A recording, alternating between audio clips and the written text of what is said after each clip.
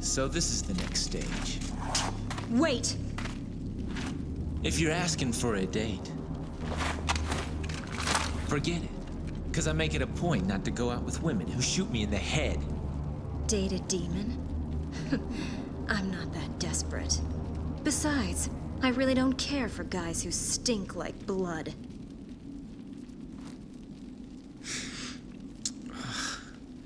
You're right.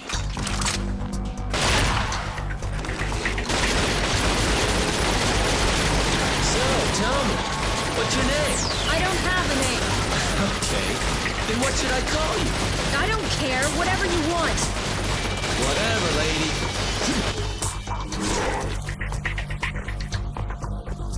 I'll leave this to you, because I don't want to miss the party.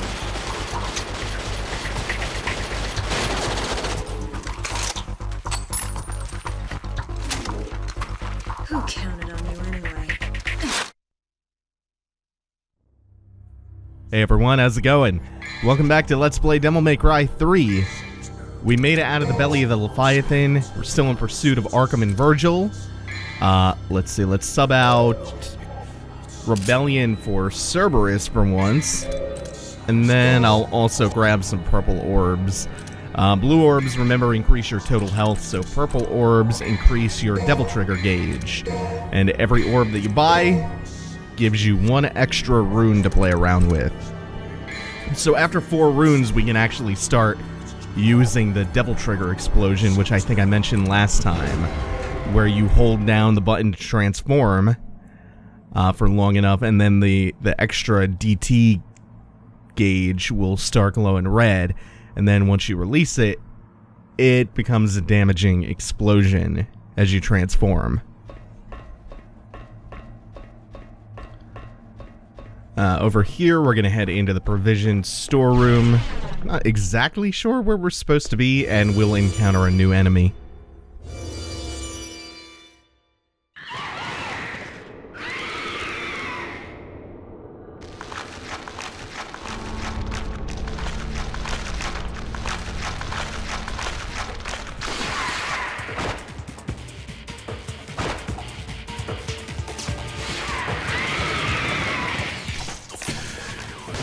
They are very large, heavy spiders.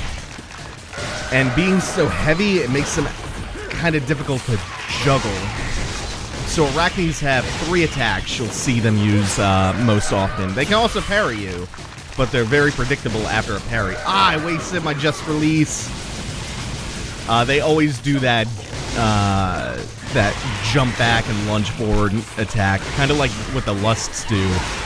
They can also rear back and slash at you, and they can jump onto the walls, cling to the wall, and spit web at you.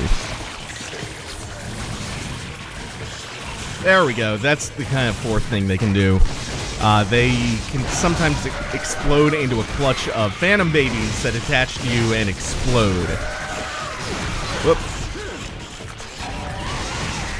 This is a good place to get familiar with one of the lesser-known mechanics of Devil Trigger, which is grab escapes.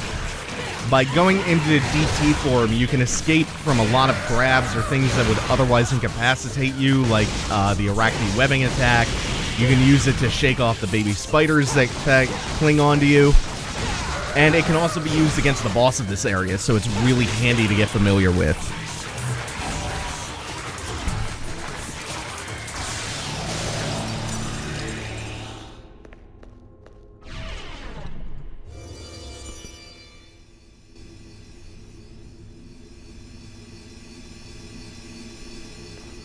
So we have a super basic light reflecting puzzle. This is really simple. Radiate the image, sunk it in the depths below to open a new path. Of course, before we go over to the light reflecting puzzle, let's jump up on this pedestal. And there's a hidden red orb cache. So we want to get it to the other statue. Easy peasy. Can do it in 2 simple steps. If you mess this puzzle up, that's what this switch back here is for.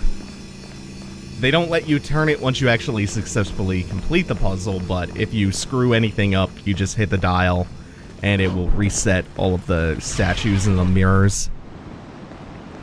Subground water vein. Ah, yeah, this is a big linear path with a bunch of enigmas littered throughout. Another useful feature of Devil Trigger is that it increases your movement speed if you want to close the distance to the enigmas faster, but you can also use the burst from when you transform as a way of getting temporary invulnerability. You actually have a couple of iframes when you transform, which may actually be related to the grab break property. Oh, they usually come up here. Some of them can skate around starting around this mission. The enigmas evolve a little bit. Eventually they'll start shooting red arrows, which are a little bit more damaging, and they will start skating around and trying to escape you. Or maybe they won't on this difficulty, I'm not sure. It's possible they won't do that until later in the game on this difficulty. Yay, greeds in a very tight hallway lined with spinning blades. Ah, I jumped too high and they kind of fan out at the top like tornadoes.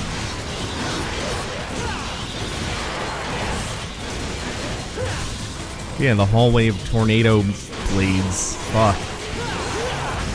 Yep. This is getting ugly. Getting no bueno.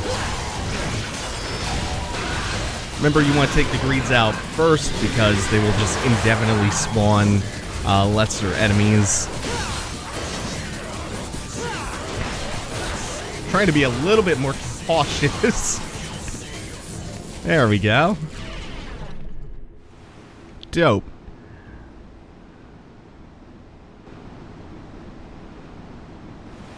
This will be our main hub for the time being.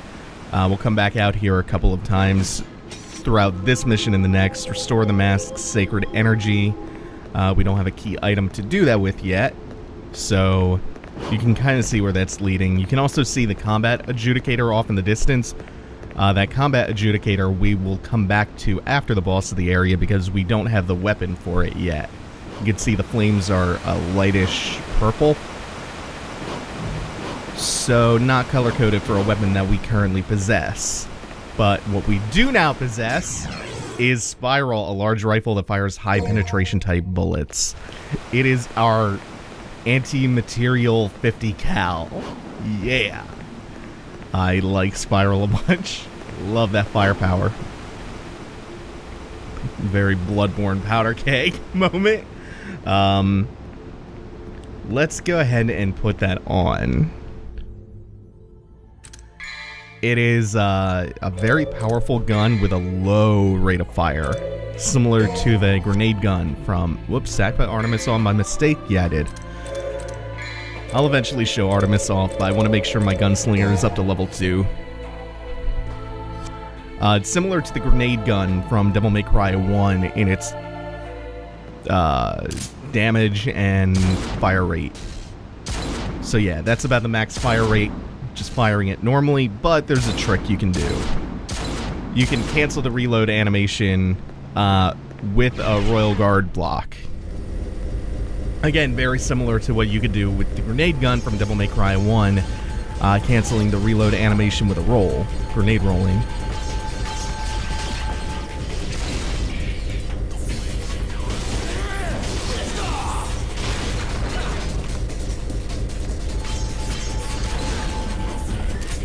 And there's another reason why I wanted to equip Spiral right now, as opposed to just waiting for later and showing it off when I've leveled up Gunslinger. I can do some of the trick shots with it. Spiral is a weakness of the upcoming boss. Ambrosia He-Man.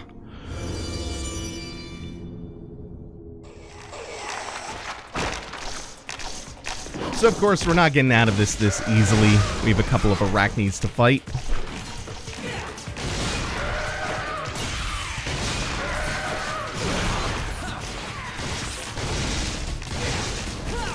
Yep. They also move around a lot, which can make them a little bit difficult to lock down unless you get them up against a wall or in a corner. Magic White Stone. I completely forgot about that item. Completely forgot about white orbs.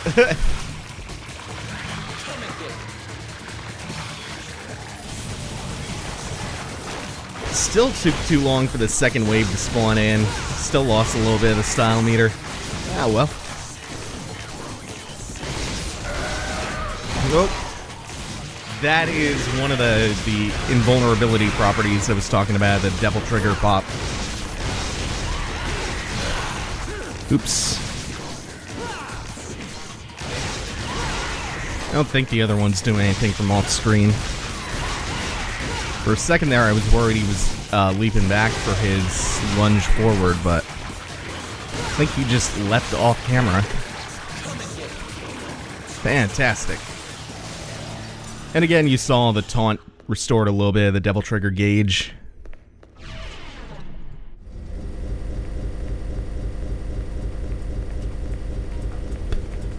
The reason for that is because one of the things that fills the gauge up is actually increasing your style ranking. And taunting happens to increase your style ranking. So taunting helps out with restoring your Devil Trigger gauge.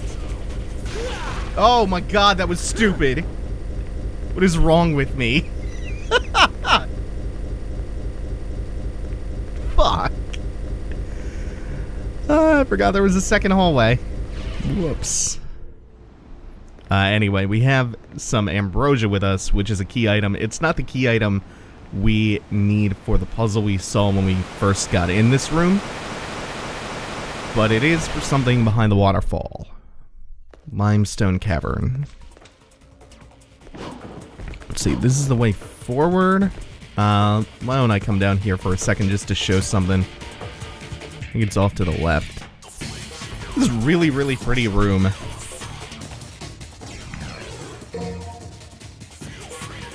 With all this bioluminescent fungi.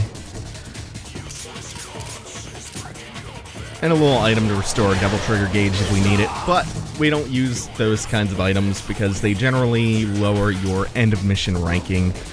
So who needs them? Behind the red crystals here, I believe, is a secret mission that we're not going to be doing. I think we can always come back to it in the next mission if I want to. But for now, I want to go straight to the boss.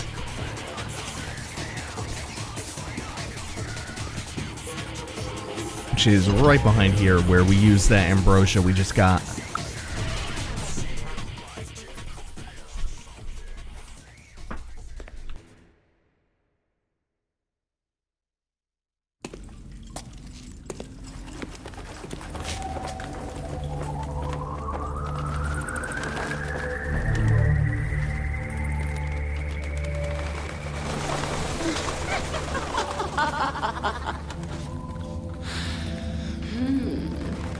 Welcome, sir. Is this your first time here? Yeah, it is.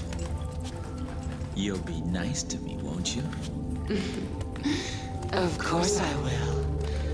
I'll treat you so nicely. You'll never want to leave. Now that's what I'm talking about.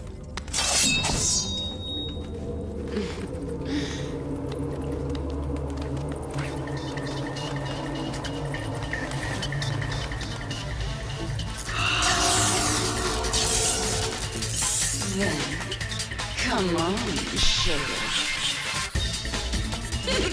The Lusty Bat Lady is Nevan. And she moves and attacks like a Darkstalkers character, which is really fitting for the era this came out in, because Darkstalkers would have still been coming out. So her main gimmick is this shield of bats that you have to break through in order to get some decent damage in. I messed the rhythm up on that. And then once you break through the shield, you can switch over to Cerberus. I think I whiffed the shot with a spiral there. You can switch over to Spiral and Cerberus. You shoot her with Spiral, and that knocks her down for longer, so you get more time to attack her. And then you attack her with Cerberus because she takes extra damage from it.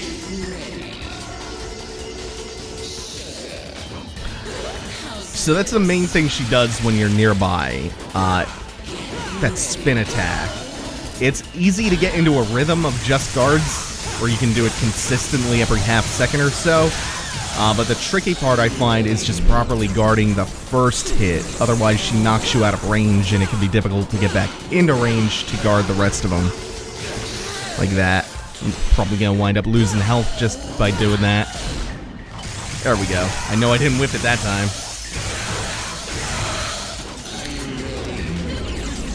Really letting the rust get to me a little bit. First half of this fight so far has been pretty ugly. That is our big indication that she's on to her next phase, when she starts doing extra lightning attacks, like lighting the floor up. She can also do some kind of Griffin-esque attacks where she sends lightning fields at you.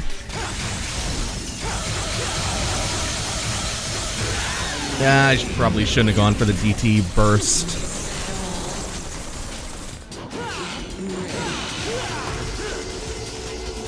I'm being reckless.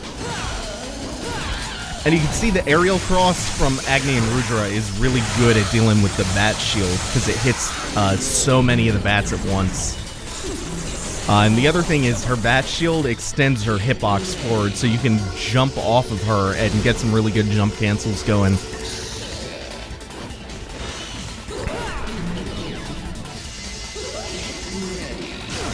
Man. Really not finding my rhythm too well here.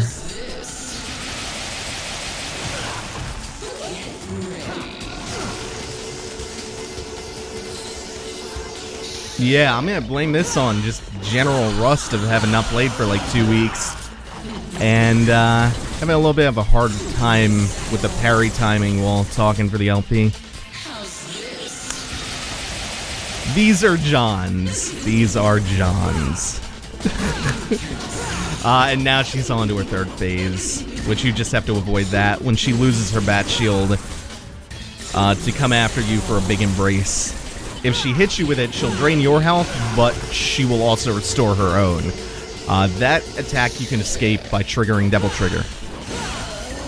She'll also regenerate her shield much more quickly, which makes it harder to get an opening in.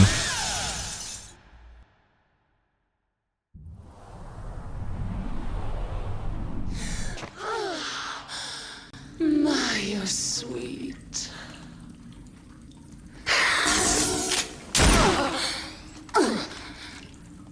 You'd think so, wouldn't you? All right. I'll help you. Your father was a handsome devil. But you're no slouch yourself.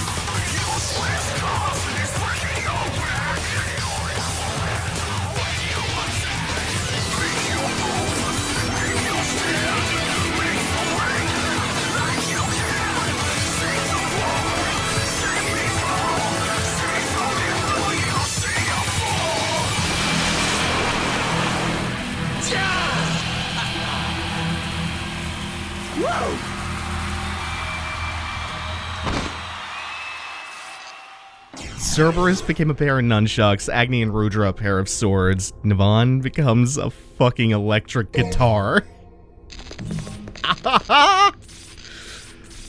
By the way, you can kind of see the different Devil Trigger forms depending on the weapon there. Yeah, there is not a bad Devil Arm in this game.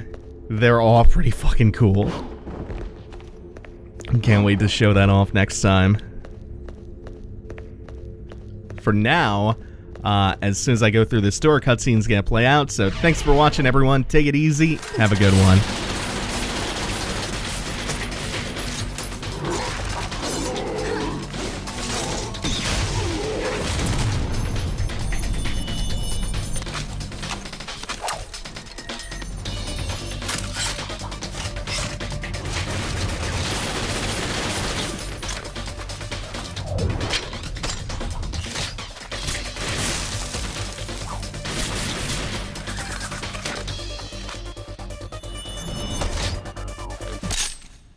Welcome back.